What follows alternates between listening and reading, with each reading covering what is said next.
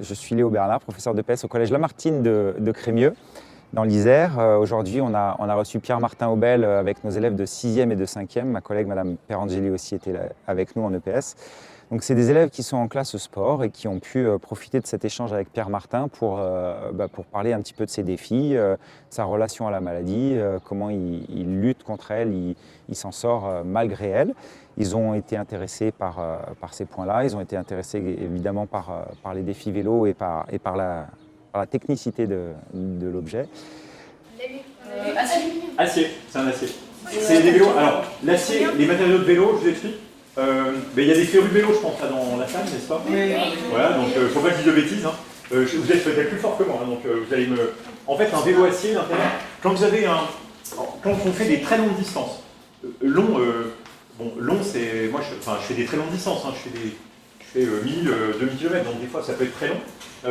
En fait, l'enjeu, c'est pas forcément d'aller très très vite comme un dingue pendant 2 heures, 3 heures, parce qu'on n'est pas dans le même rythme du tout. On est sur de l'ultra-endurance. Pour faire ça, pour former ça, donc ça, je prépare. En fait, j'ai un gros travail de préparation, c'est ce qu'on appelle le tracé, quoi. Il faut faire son tracé. Mais c'est hyper long, hein. Ça prend un temps de dingue. Ah, où je dors. Je vais vous dire la vérité, hein. Je vais pas... Alors là, par exemple, j'ai fait... En septembre, j'ai fait Bordeaux-Bilbao. En fait, c'est une scène qui est super bizarre.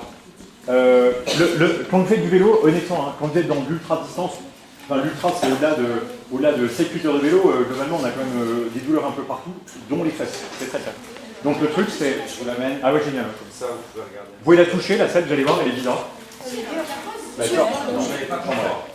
On va suivre le défi de Pierre-Martin avec mes classes et puis particulièrement avec mon collègue de maths, M. Teng, qui va se servir des données collectées sur le GPS pour faire des calculs, des additions, des moyennes, des graphiques, toutes ces choses qui vont se rapprocher du programme de mathématiques, mais qui vont prendre une saveur un petit peu particulière pour nos élèves, puisque ils se rendront compte exactement de l'effort fait par Pierre-Martin. Donc ça, c'est un premier temps. Et puis après, on a été mis en relation par la Fondation Enmus.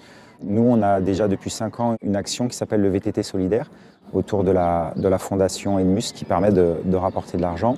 Ce VTT solidaire, il se décompose sur toute l'année avec un temps de rencontre, notamment d'Armand-Toinais. Puis un défi, donc 6 heures de VTT en relais dans un pré. Et à chaque fois qu'ils réalisent 1 kilomètre, ils sont allés voir des partenaires, des mécènes, des sponsors qui s'engagent à donner une certaine somme d'argent à la fondation par kilomètre parcouru. Donc l'année dernière, c'est 14 000 € qui ont été récupérés et sur les 4 premières années, on est autour de 50 000 € à rapporter à la fondation qui servent pour la recherche contre la sclérose en plaques. Monsieur, là on... Un coup de sifflet, on s'arrête. 2 coups de sifflet, on fait demi-tour, on part dans l'autre sens.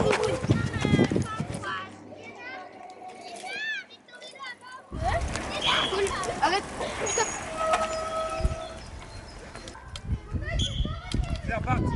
Pour nos élèves qui rentrent dans l'adolescence, ça leur apporte vraiment ce côté, il faut profiter de chaque instant, mais pas en se mettant en inactivité, pas en se reposant, en faisant plein de choses. Et je comprends que c'est pas parce qu'on a peu de chance d'y arriver qu'il faut arrêter, ou c'est pas parce qu'il y a des boutons dans nos roues, clairement, qu'il faut complètement arrêter de fonctionner. Et moi, je pense qu'ils en auront retiré plein de choses.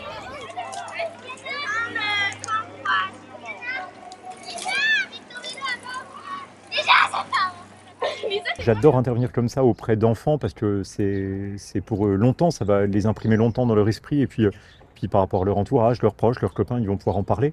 Mais j'ai senti beaucoup d'engagement. En fait, ils étaient hyper sérieux parce que je pense que cette maladie ou une autre, mais ils apprennent beaucoup aussi sur la différence. Et finalement, c'est juste important pour eux de concrétiser ça avec quelqu'un qui vient leur parler. Moi, j'ai trouvé ça hyper intéressant parce qu'ils sont dans des questions cash, directes, sans tabou et on y va direct. Donc j'adore ça.